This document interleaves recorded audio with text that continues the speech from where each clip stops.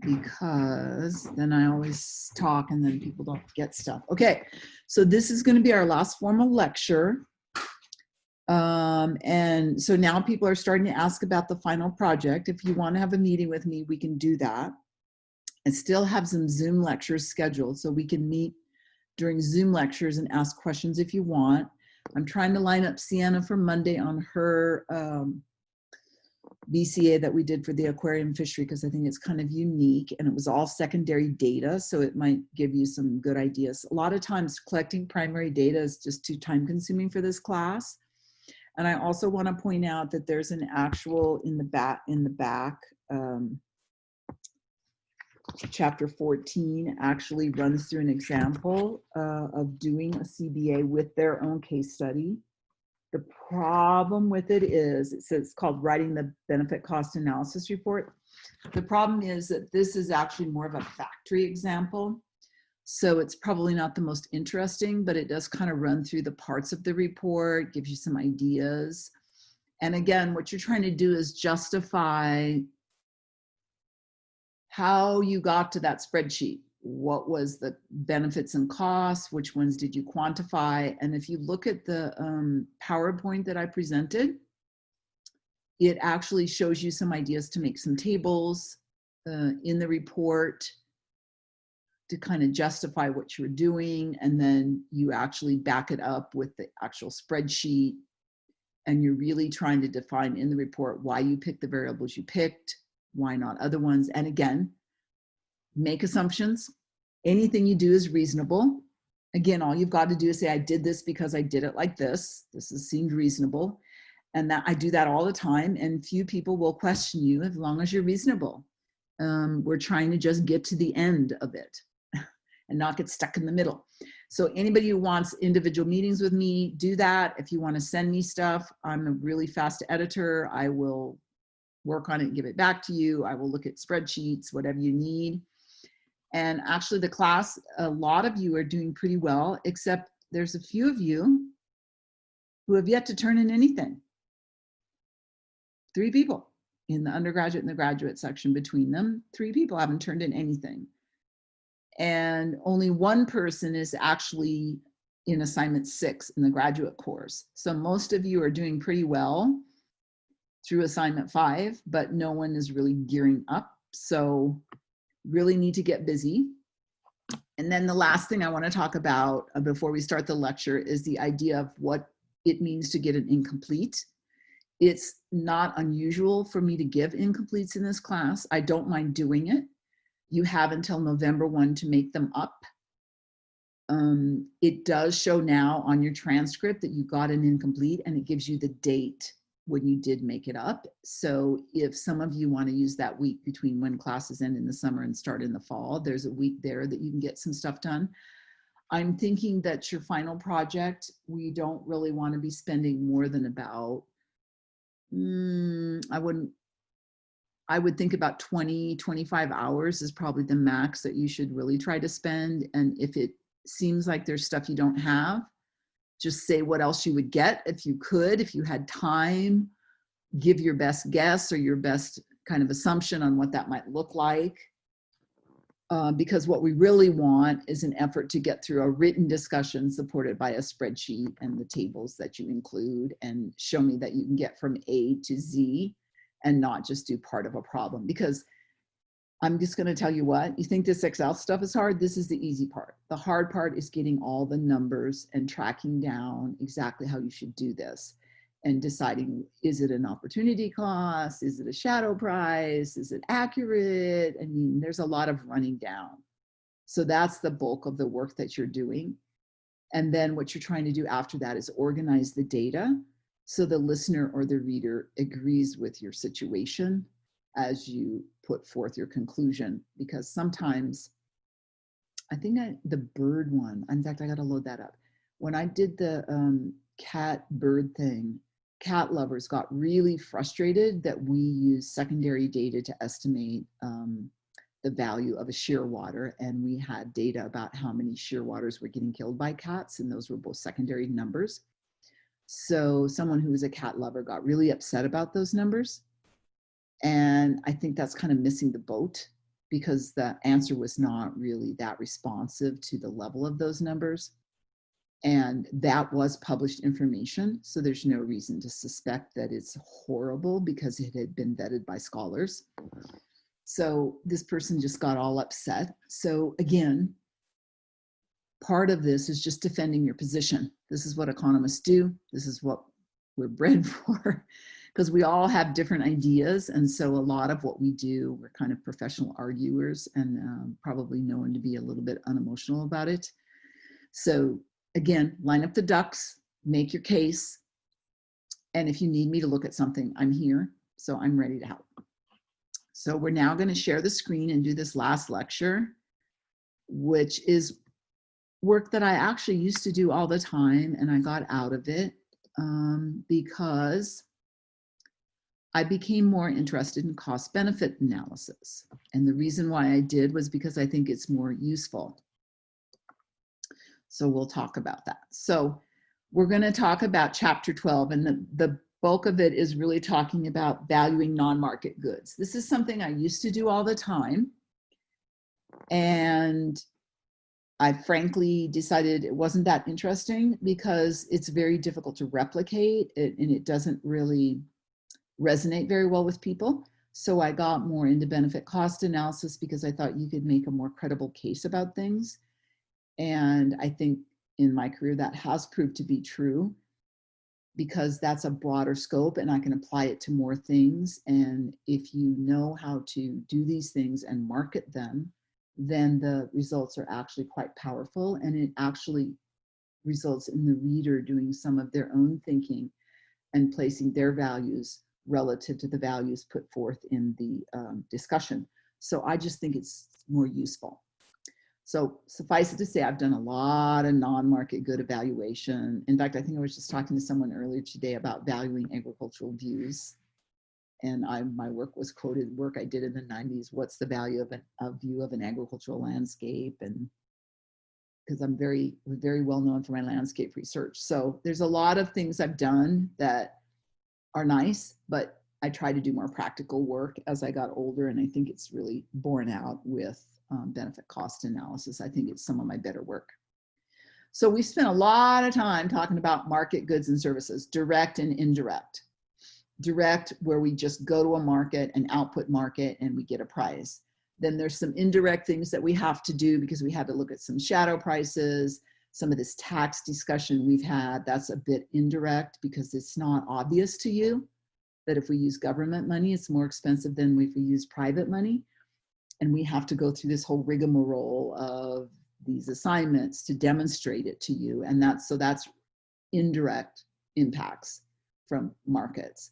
But there's still actual price things where we can pull numbers out once we get all those tax rates and discount rates or opportunity costs of weight in, we can actually pull out numbers and indirectly say, okay, so this is what's going to benefit the community and this is what isn't.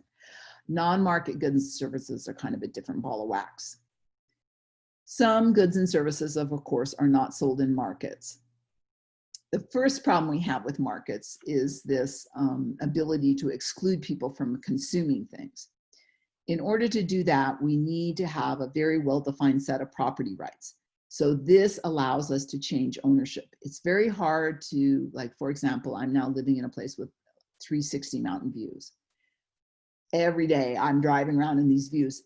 Again, I love it, but you can't really charge for that. You get on the road, I take certain roads. Why do I take those? Because they're scenic view roads.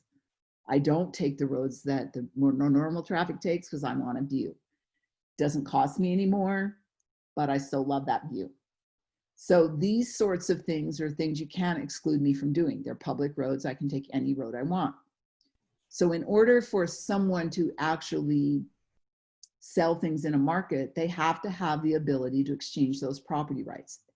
It goes to the consumer who pays the price. And if you don't pay the price, you don't get it.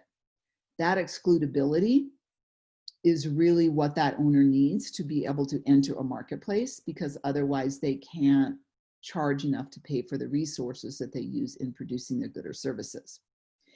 And in general, we find that positive and negative externalities are often a result of non-excludability, that you can't stop people from doing bad things in the river.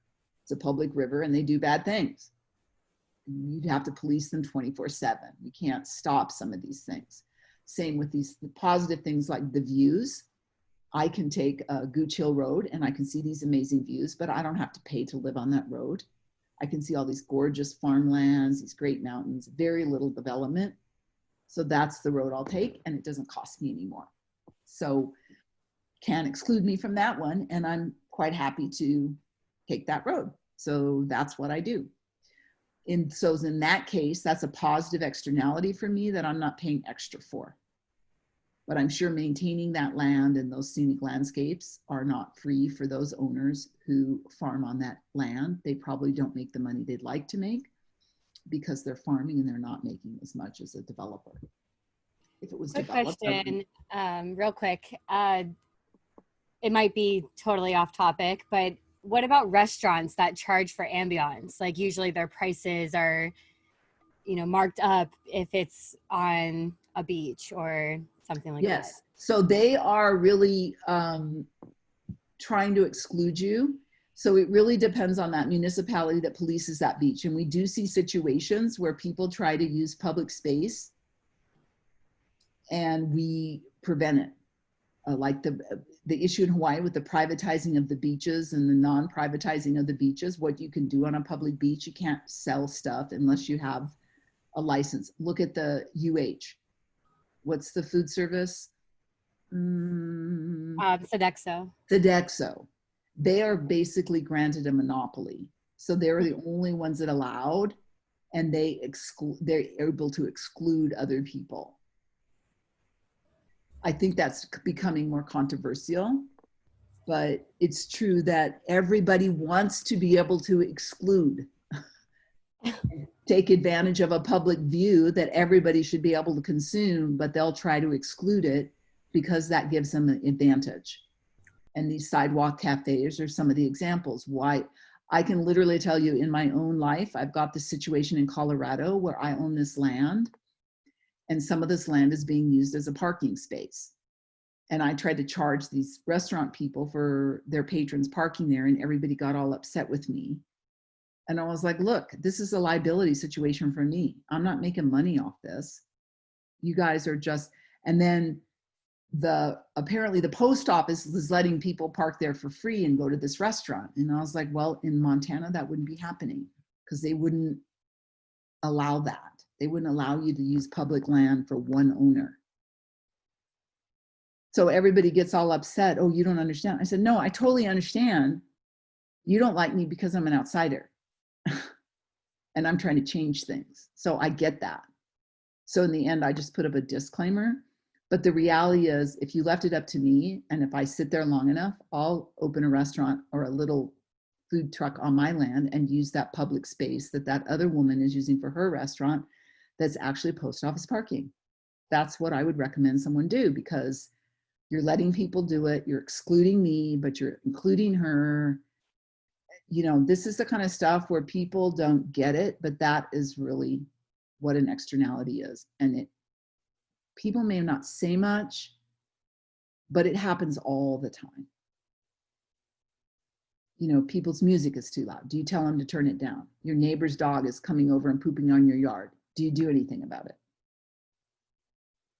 I had one neighbor that was totally into chickens, had 35 chickens, all these crowing chickens. Everyone was like, why don't you do something about it? There's an ordinance. I said, because I like the neighbor. So I let him impinge on my private thing because I liked him. And we all do this. We all make the decision. Will we confront or will we not? Because people will push and try to take a public thing and make it theirs because they can make money off of it by making it excludable. So this is very controversial. I think, don't we even joke about Oprah in Santa Barbara saying, oh, I don't want anybody in my view plane. So she got the city council to pass a law that she doesn't want anything in her view plane from her house up on the hill. I don't think people realize what she was doing. So she's basically got people excluded from airspace. Even though I like Oprah, I mean, this is the type of stuff that happens and people don't realize excludability is valuable to the people who can use it to their benefit. So we have to be very careful about these things because it's a slippery slope. And I think didn't we have this with t-shirt vendors on public beaches that said they were asking for donations for a religious organization for years? And they said they were selling t-shirts, but they weren't really selling t-shirts. It was a donation. So we get around these things, but these are problems. We have to worry about them. And the next thing is non-rival goods, which means if I consume it, you can't consume it. So food, if I consume it, you can't, but things like services, like pretty views, walking on a beach, all these kind of stuff. If you can't get people to not get the benefits of it unless they pay for it, then you have a problem. You can't, if you have situations where I can consume it, you can consume it, and me consuming it doesn't affect you consuming it, then we have an issue. I can remember the Waikiki Shell used to have concerts, and we used to sit out on the lawn in Kapiolani Park and listen. And finally, they started turning the sound down so you couldn't hear it.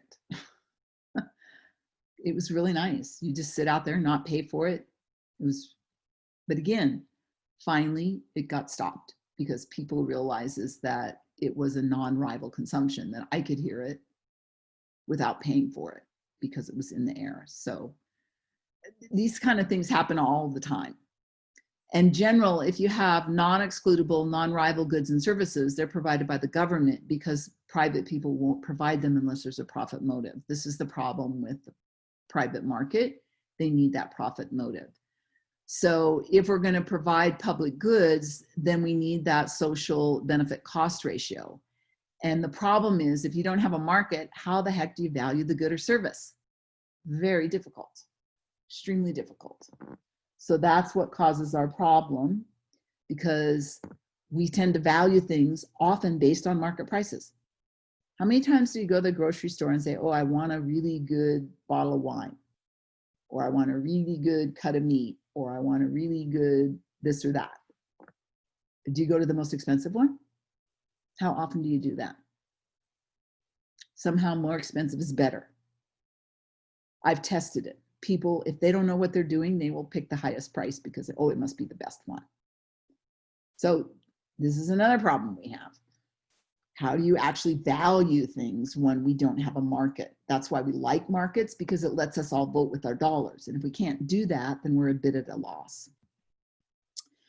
So, so we're not taking up our screen.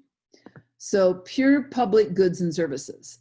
So we would have non-rivalry with consumption, which implies that we have a zero opportunity cost because I can consume it and you consume it. So we don't have this alternative between me and you. We both can do it. And when we have that, then it's non-rivalry, right? So that really means the opportunity cost of consumptions are zero. And that creates a big problem because we make this assumption. And I think we do this all the time on Saturday when we go to the beach, you know, oh, we can just keep on filling that beach. But we will end up consuming these public goods until they actually have no benefit because we assume that the opportunity cost of consumptions are zero. So we tend to overuse these public goods. It's the famous tragedy of the commons. So this is one of the problems we have with this when we try to value things, is that we will often use it until it has no value and we end up using it up all the time. And so then in fact, it has no value. So we really get messed up by this fact that the opportunity cost of consumption goes to zero because we'll all use it until it has zero value to us because the opportunity cost is zero. So that's really bad because then this beautiful public beach gets ruined even faster because we think it has an opportunity cost of consumption equal to zero. So that's not good. And then the non-excludability by producers, they can't exclude anybody. So anybody who wants it gets it, which is also kind of difficult because then again, we tend to use it up until it has no value. It doesn't cost me anything. I'll use it until it has no value to me. Have you ever overconsumed anything? You go to a party, free alcohol, you tend to drink more. Let me see, buffets, which are apparently in the millennial generation disappearing, but I am one that never likes to go to buffets. And everyone's like, why don't you like buffets? I said, because I end up eating too much. Well, can't you control yourself? I said, it's not a matter of control. It's all sitting there and it all looks delicious. And you just tend to shoot past full because you see it and you think you're hungry, but you just, you know, it just goes past full. So everyone who wants access can get it. And so we really see more interest in controlling the amount of food that you're putting out because in fact, we eat it past its value to us. Over consuming. We do this a lot. And then non-excludability by consumers ends up implying that the consumers can't really decide whether or not they want the good or service. We have to have it because this is the package. And I think we've all been to restaurants where they won't change what's on the sandwich, or we don't quite want it like that, or we really like it like this, but it's part of the package. And so we end up with that problem. So we have all these problems that come with pure public goods and services, which makes it even harder to value things because consumers will never see themselves as bad people that will use it up. Oh no, I don't do that. I take care of the beaches, or no, I don't over consume. Well, okay, you know, or they don't end up realizing that they're having to consume goods and services they don't really want. I didn't really want that, but it was because it was non-excludability. I couldn't take myself out of that. So that's another thing where we end up basically over consuming things that we didn't really want. So this is a problem we have to contend with when we get into this issue.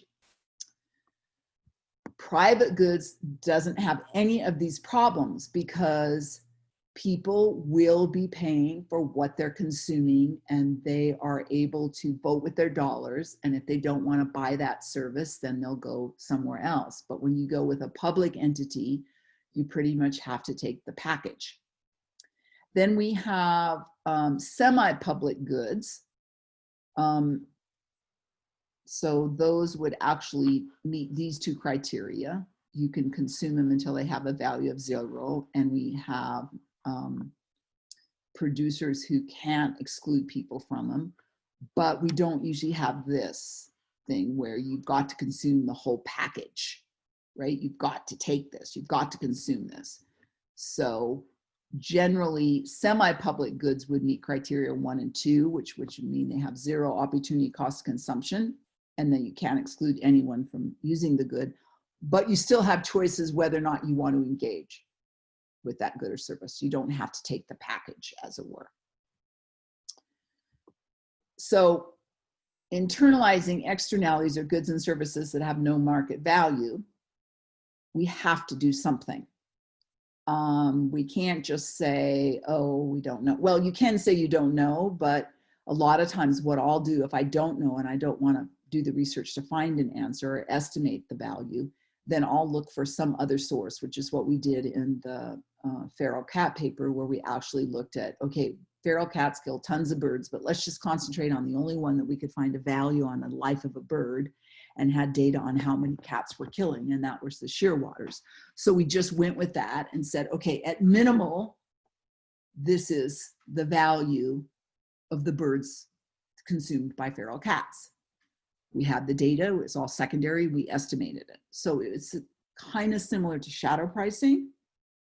So it's very useful, but it's a bit difficult because if you can't get a secondary source to collect primary data, it requires a lot of survey work, and you get attacked a lot on this kind of stuff. So let's just talk a little bit about the kind of notions behind this non-market valuation. So of course, the people that do this type of work, it's all experimental. So they develop a long list of issues. And so the first one is, what are the values that we're trying to measure? Well, there's the direct use. I consume it or I don't consume it. So if it's food, I eat it. If it's a beautiful view, I look at it. So there's that value. Sometimes you can back into those by looking at views. You can look at what real estate sells for that does have the view versus real estate that doesn't have a view. I did a paper once that I call A Room with a View, where we actually looked at the value of a garden view from a hotel. So we had all this hotel data, all these amenities, and one of it was the garden view. So we were able to point out the value of a pretty landscape in Hawaii, which is significant, and I think it has a lot of importance, but most people just concentrated on ocean views. And my argument has always been people enjoy the views of landscapes, and you can charge more for them, and there's indirect ways to value them. So that was a direct use of a hotel room, or sometimes we can do indirect use, which was basically the view. The use was the hotel room and the view was the second one. Whether or not they looked out the window, I didn't really know, but I just assumed that the direct use of the hotel room implied an indirect use of the view. So I couldn't really prove that, but it worked out. It got some airtime. It was very interesting. I was doing a lot of landscape research at the time. And I think for Hawaii, it was important because you can't import landscapes. You can import food, but you cannot import landscapes. They must be produced domestically. And I think we want to encourage them to be produced in a place that has a lot of development, which Oahu does. So I was encouraging everyone to really look positively about the value of landscapes. And could we come up with a non-market value? And I did do a paper, I'll post it for you actually, on the land use planning in Hawaii and how they are aware that there is non-market value in views of agricultural landscapes. And then we estimated what our estimate was, what they were valued at, and what the land use planning people apparently felt they were worth, and made a case that the values were not totally the same. So it was very interesting, but it did take a lot of work to do the survey. But it was hedonic pricing, so it wasn't too bad. And then there's the quasi-option value. Keep the option to have a benefit later. And I think we talk a lot about this when we talk about the polar bears and these other species that are going extinct. What we're really talking about, okay, maybe I will never go to Alaska and see a polar bear, but it'd really be nice to know that I could do that. I could have that travel opportunity. So keeping that option to have that non-market benefit later is something we do. So we spend a lot of money on that, and also on existence value. Even though I may never see the polar bear, just knowing they're out there might do something for me. And I think quasi-option value and existence value are very, very well known when we see these emergency situations. We had, for example, a humpback whale in the bay in San Francisco. And during the time that Humphrey the humpback whale was kind of lost in the bay there, people just started giving all this money for whales to World Wildlife Fund and all these other places that were collecting this money. And then when we have, say, an animal that was abused by a dog fighting ring or something, then they'll have people like contributing. Or even with Black Lives Matter, some of these poor people that have had some of these horrible things happen to them, then people will contribute to help fund for the kids and the family. So just these things where we wouldn't normally give that, but a situation pops up and it's very specific, and we just want to give because we want to know that we cared and that this resource, these people, these animals are valued. I think probably the latest one that comes to my mind is all this discussion in Hawaii about the pangolin, even though we don't have pangolins in Hawaii. Oh my gosh, can you see anything cuter than a pangolin who is just in really rough shape over there? So just knowing that there's pangolins, we seem to be very rallied around that cause. I think it's wonderful, and it's really a non-market economic value that matters to us, knowing that. And also quasi-related is bequest value, where you want your kids to be able to see a pangolin.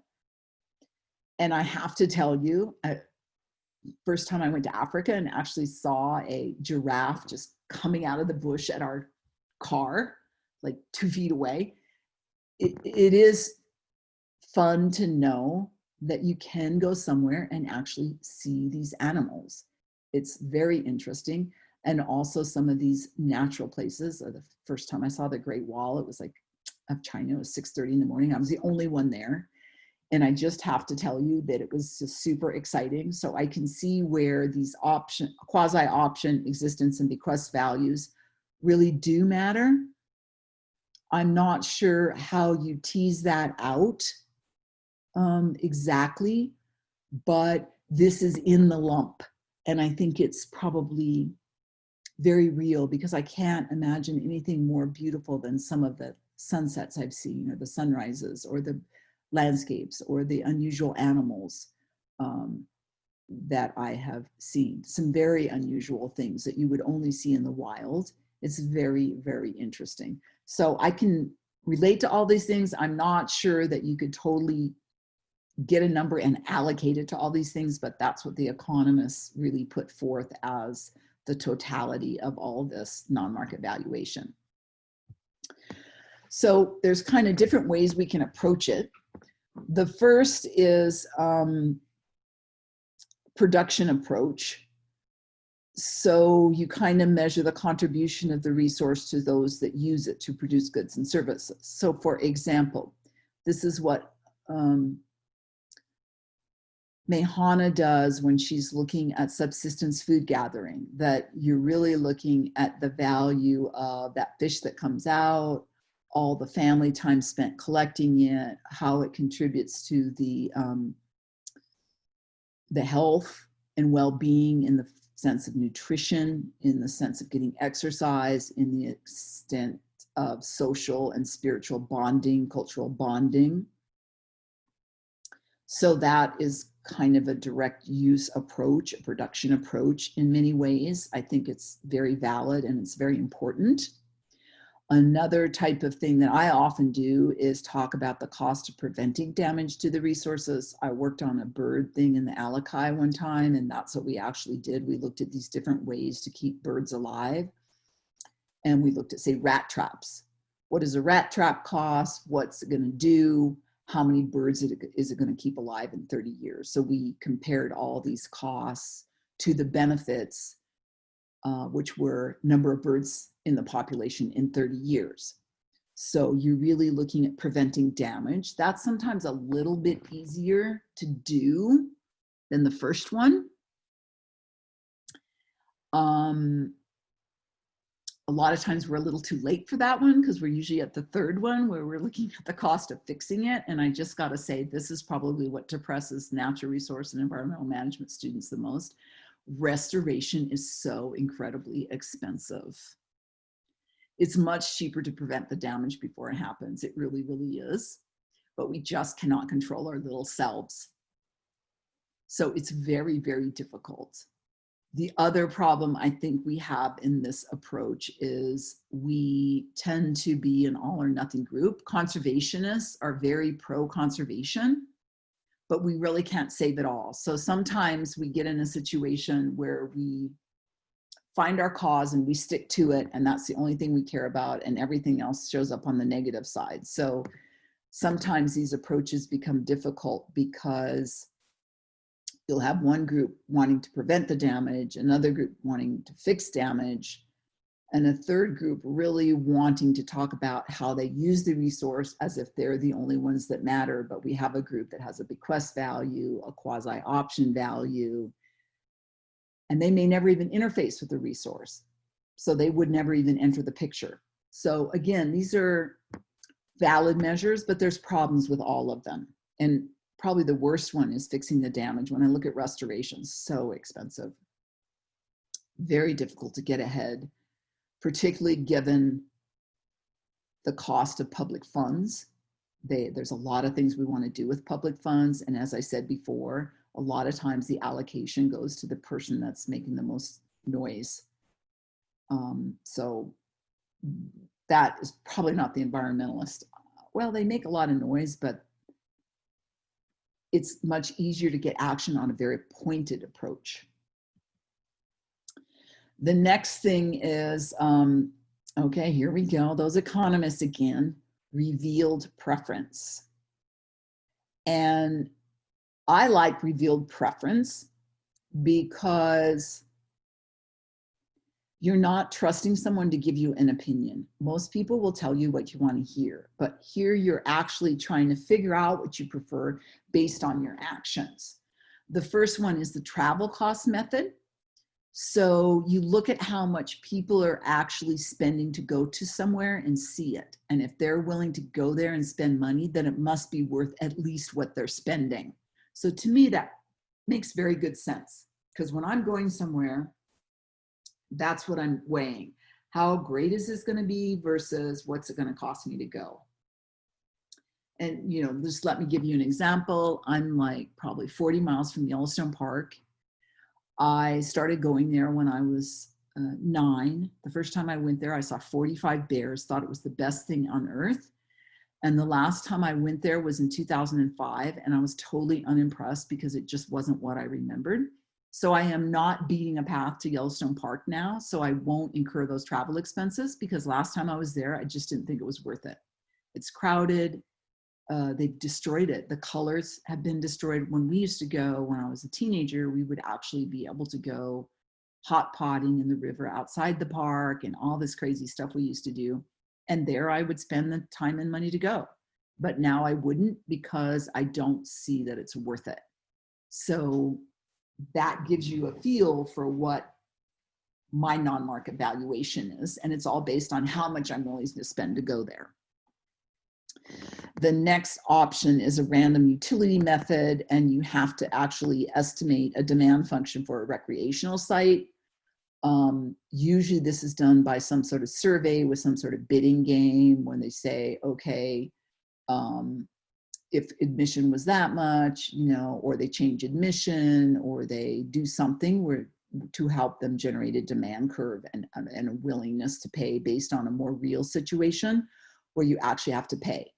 I actually did this with my experiment in the 80s with steaks, when I wanted to know what people were looking for in steaks. So I made them buy a steak. And so it revealed to me that one group wanted more fat, knew what it was, and could pick it out. That was about 1/3 of the population. One group wanted less fat, didn't know what that looked like, didn't know how to pick it out, and just bought the most expensive steak. And the group in the middle didn't really know what was going on, didn't really know what they wanted. They just wanted a good steak, didn't know what that looked like. And they also tended to buy the most expensive steak. So it was like, wow, okay. We don't quite know what we're doing, but we did get a demand function from this group on which steak they were willing and able to buy. So it was very interesting. And it got quoted a lot by the dean of the College of Agriculture, because he just seemed to think that, oh, they'll just pay more for it. I'm like, oh, I'm not sure that's what I said, but it was very interesting. So you can actually do that. I've done it. Very time consuming and expensive, however. The last one is hedonic pricing. And what hedonic pricing assumes is price is a function of attributes. This works very well with something that has a lot of attributes. This started in the marketing research work done in the business schools when they're looking at consumables, durable goods like cars and houses.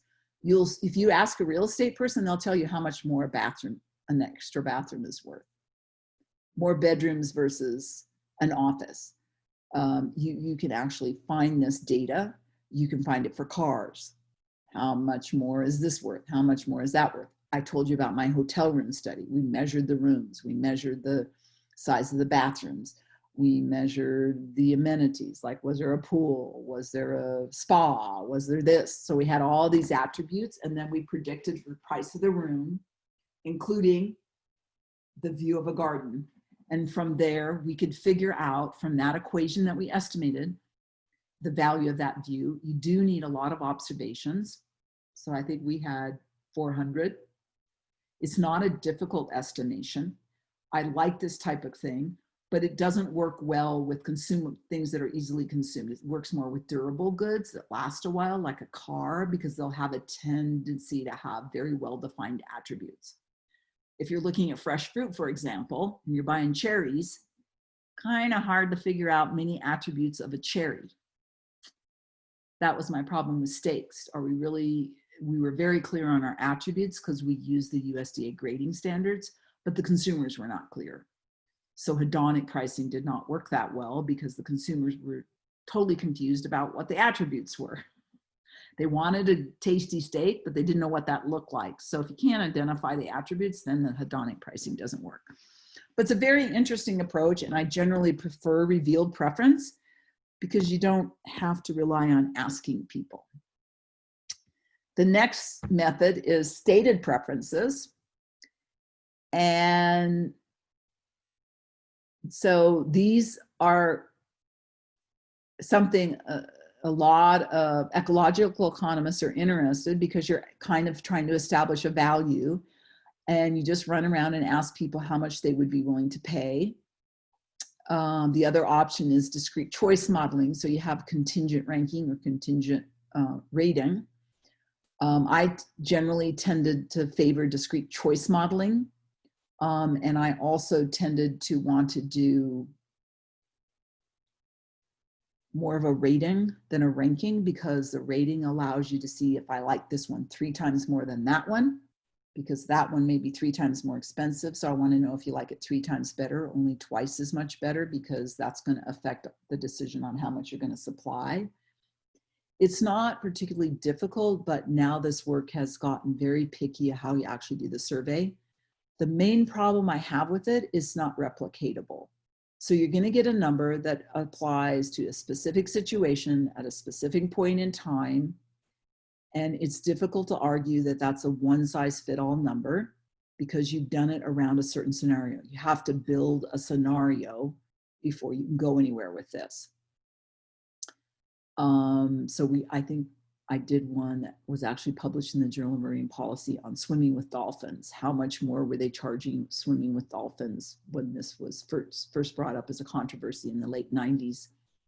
And we actually figured out how much more people were willing to pay to swim with dolphins, with various and sundry promises on, oh, if you don't see one, you can go back again, or whatever. And then how they would feel about if they were told that it wasn't a good idea to swim with dolphins. What would they would feel like about that? Would they still pay to see them from the boat? So we did contingent, and it worked pretty good. But the problem is it's only for that 1 year, that group. And so it's not really something that it got buried in the literature and you don't see it again because it was really a survey that was done that one time. It does produce articles and it does help you kind of understand things.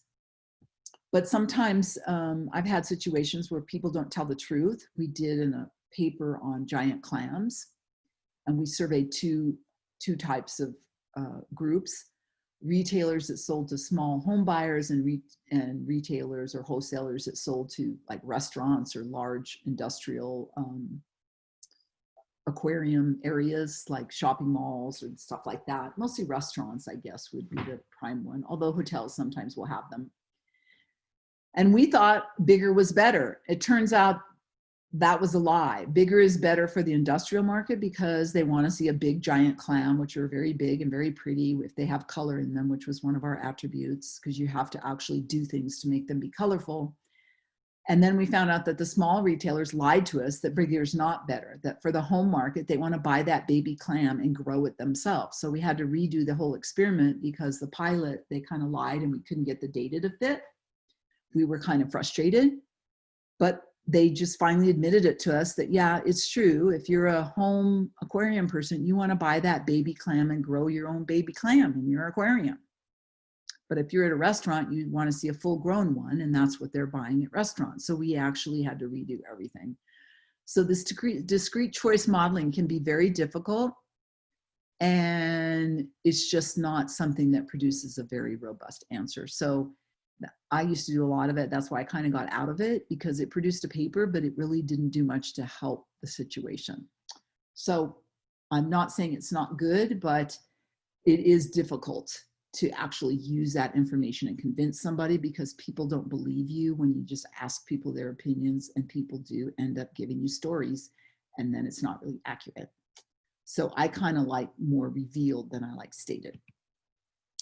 So that's kind of where we're at there.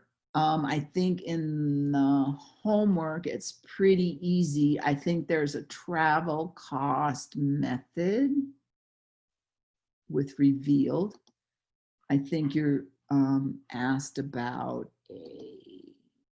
two individuals going to a park or something, and it gives you their travel costs, and then you actually have to get this linear curve and look at the surplus for each, and there's on page 277 magically in your book, it shows you exactly how to do this. And I think the second question actually gives you some revealed stated preference information from some sort of contingent valuation or choice modeling. But let me assure you that when you're looking at the value of reefs, the demand curves do slope downwards. So you need to alter those independent variables so that that demand curve slopes downwards. It's very simple, but what that problem does illustrate is that it is nice to know kind of some ballpark things. If tourists really value something, that's good to know. Or if locals value it more, that's also good to know, because not really so much the absolute value they place on it, but if something's really important to locals, like some of our sacred areas in some of our communities, maybe that's something that you don't want to share with tourists because they won't really value it that much. So stuff like that, maybe you do want to make it a publicly managed thing and not let just everybody and their brother zoom in there, but really do things like give advantages to residents who would really value this and not really have tourists there every day, or restrict tourists on the weekends or something like this. So in that respect, I think the relative valuations can be kind of useful. If it's something that's really valued by community, we should keep track of that. And if it's not that much valued by tourists, it's important to know that, because you want to think about that, because the tendency will be for the tourism industry or the tourism sector to concentrate on the stuff tourists value. But I think for the public sector, we do need to keep track of our residents, like public parks, very important. Situations on the beach. I think we're having a lot of issues with homeless on the beach. So these are situations we want to track, because local residents do like certain beaches, and you do want to really keep track of what's important to your residents, because this is what makes the fabric of their community. So you need to protect that, and it's the government's role to do that. And private sector, as has just been pointed out, where they try to make things excludable, the sidewalk is excludable now because I've put my little thing out there. That is not good, because you're really cutting into the residents. So we have a lot of this with right of way at beaches in Hawaii. Certain hiking trails have become a bit controversial because they cost private land. Other hiking trails are not that well marked because they don't want tourists to go there, but maybe for locals that would be better. So maybe we need to think about stuff like that. Of course, the Stairway to Heaven, I used to live right there, so that was quite controversial, and probably will continue to be controversial about residents and visitors, and who's a visitor, who's a resident, how do we do this? So there are some important things you can do, but it's very difficult to absolutely say the value of something using some of these stated preference models. So you need to understand how you can use them and what information they do provide you. So is there, sorry, real quick, is there such thing as, so like a CBA is usually contextualized to whatever you're trying to determine the cost and benefits. And so the valuation process is going to be valuing for that person that wants to run the CBA. or the stakeholders. But is there such thing as like a compiled evaluation process, or like a report that would look at the values across a community, and fully analyze that in one report? There may be. It depends on who's doing the BCA, and it also depends on what secondary information is available. Because one of the problems I had, particularly with certain groups, like, okay, that's priceless, that's priceless, that's priceless. Everything cannot be priceless. And this is some of the problems I have. I don't know if anybody knew, but Tanya Harrison defended her thesis last week. And this is some of the problems we had with people just refusing to have an opinion, or this is too hard, or that's the responsibility of the government. And I'm like, you know, at some point, I don't think asking you what's most important to you is such a big revolutionary concept. I mean, people just.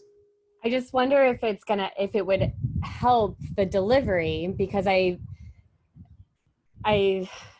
it's kind of more, I don't know, taking it from a dichotomous situation to a continuum, and you're meeting people where they are. And yeah, it would help, but I'm telling you, it's super expensive in a state that doesn't even have agricultural statistics.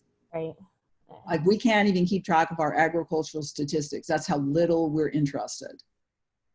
We will not fund. So you got to wonder about, okay, so what is it? I mean, just to collect data, and people like the aquarium data, there was a lot of false information. So this becomes very difficult. And also the people who's in it, their interest to make it look a certain way end up influencing. So that's another problem. If you go out to a community, some Hawaiians just feel like they're just researched away. I'm done. I'm done giving you answers. I'm done telling you my opinions. I mean, you can get some real grief from this. I don't trust you. What are you going to use this for? So it's very difficult to do research just for the sake of doing research. I think that's where Kumumehana Vaughn, that's where her work comes in real handy, in that, in breaking that barrier, because she tries to make that, reconnect the researcher with the community and building that trust, and kind of revolutionizing the way that we do research here in Hawaii. In a way, that's what I got from her class. Well, for a certain group. Yeah. But there are other groups that may feel differently. And also, like Native Hawaiians, I can tell you how many students I had who said Native Hawaiian fishermen kill monk seals all the time. Huh. I heard that from many, many people. So, but then it's like, wait a minute. So sometimes you don't know if people are really telling the truth or not, you know? Yeah. So it's just a difficult thing. And to do research just to do research is very difficult. And then you're going to have problems across different communities because, for example, Filipinos are super into chicken fighting. Personally, I think it's horrible. But that's a cultural thing for that. You go to Guam, chicken fights are chicken fights. Like, these people take this very seriously. So there's a lot of different cultural values. Or they used to put the goats they were going to kill because they think adrenaline makes the meat sweeter. So they kind of torture the thing before they kill it. So there's some really funny stuff that goes on that is cultural, but still, I don't know. So you have to be really careful about these things because it's very hard to ascertain facts when it's also mixed up with values. And that's the problem with CBAs. We're mixing values and issues. Because the project is the issue, but underlying some of these things and these willingnesses to pay are values. So it is very difficult work, I have to say. That's kind of why I got out of it, because I just thought, you know, if we can, and then with CBA, if we can look at more secondary data and not reach a conclusion about some of these value-laden things, like I cannot really say what important cultural stuff is for Hawaiians. I'm not Hawaiian. I can't say that. I can cite secondary sources that it's important, and I can value other things. And then I can say, okay, so this is what it looks like with what I did value, but we didn't value this. In your mind, Hawaiians, do you think that this is worth, you know, this much? Because it's a negative NPV, and if it was worth this much, it'd be a positive NPV. Or it's a positive NPV, but we didn't value this. Is that so negative that it would go negative? And then let them decide. And then that's so hard to even generalize, because even people amongst a community are going to have difference of opinions. And yeah, it's very difficult.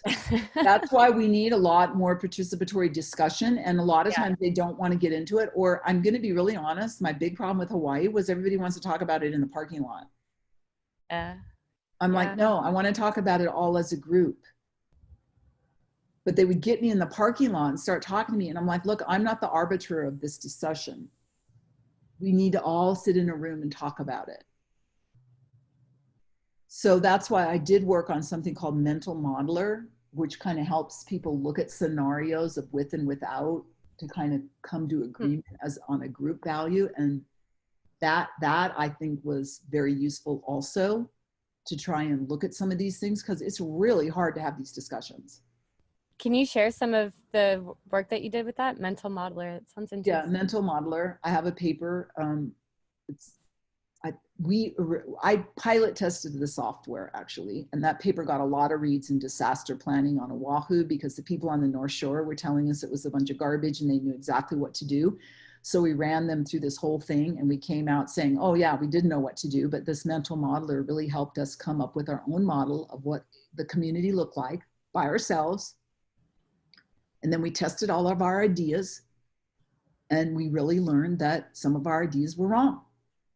It was very interesting. So I can share that paper. It got a lot of reads when it first came out, and I'm constantly being asked to review papers now because of that journal article. It's very interesting. I'll post it. I need to also post the cat paper. Yeah, Mental Modeler is a free download. Good. It's very interesting for community discussion. So it's you see how difficult all this is. Very difficult. So well, anyway, we're almost out of time. It seems too, sorry, just one more thought. It just seems too that the whole process of valuation is really dependent on, it's charged with emotions. It's all emotionally charged. And that's not something that we typically deal with in business or in science, is emotions. We usually leave that out. And so I feel like that is one of the biggest barriers that we're having in just in general, because we're not incorporating that part of it. And how do you do that? Yeah, and particularly negative emotions. Right. Right? Like, I really don't want that. You want to see a riled up group? Let's talk about what we really don't want, or what we really don't like about what's going on, right? We really get riled. Yeah. But the positive end is kind of hard, right? Because like, okay, so what do we do about this? I mean, how many times have I said it? So what are we going to do to make Black Lives Matter? And I'm looking at it, and I'm like, probably the most positive thing I've seen lately is Beyonce's, recent effort. And I'm like, wow, really exciting. Dr. D'Angelo's book, White Fragility, is great on the topic. I really enjoyed that. It's very hard though, you know? Yeah, right. Because it's not a situation I grew up in the middle of. So it's just, I can see the issues. I just don't know what we do about it, actually. So that's kind of where I am now. So anyway, so there we are. Any more questions, comments? So tomorrow we have something. I don't know.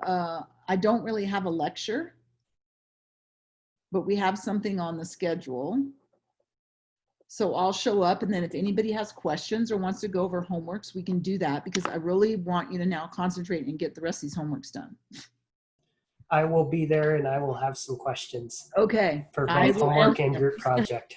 Yeah. Yes, homework and group, and bring your spreadsheets, because I've been going through them individually with students. It's very helpful. They're all thinking, oh my gosh, I don't know what I'm doing. And I'm like, no, it's not that hard. You're just getting scared. Oh, you're right. It's not that bad. I'm like, no, it's not that bad. It just looks scary because it's on this spreadsheet and it's got red ink all over it. It's scary. But we can get you through. Show up and we'll deal with it. So I'll see you tomorrow. Sounds good. Thank you. Thank you. Okay. Bye-bye. Bye.